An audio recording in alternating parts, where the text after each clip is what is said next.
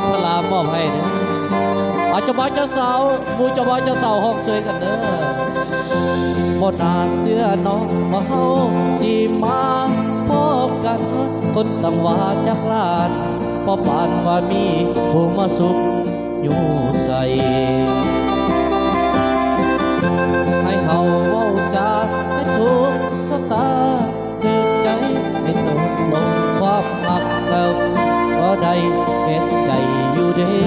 น้องว่าโอ้ละน้องนางเอ้ย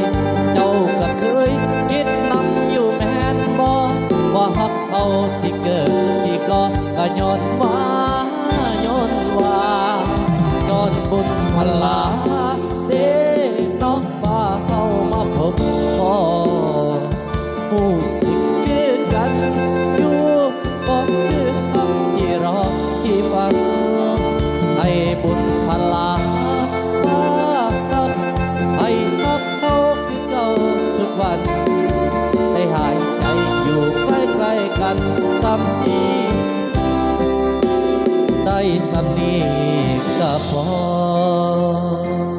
อาจจะว่าจะเศร้าว่าจะได้น้องช่วงนี้เนาะสลับกันสุนี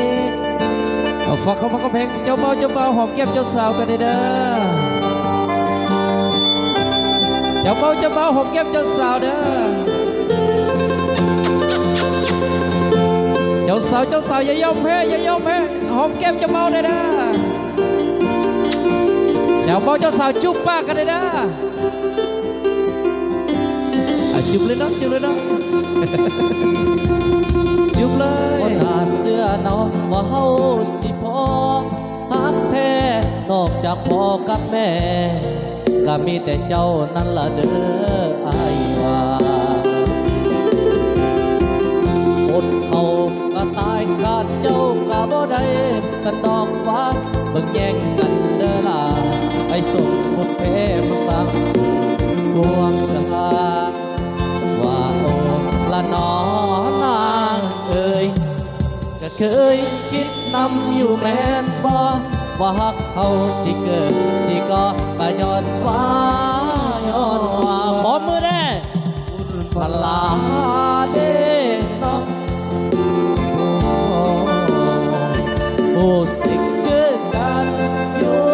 บอกว่าฮักที่รอที่ฟ้าให้บุญพลา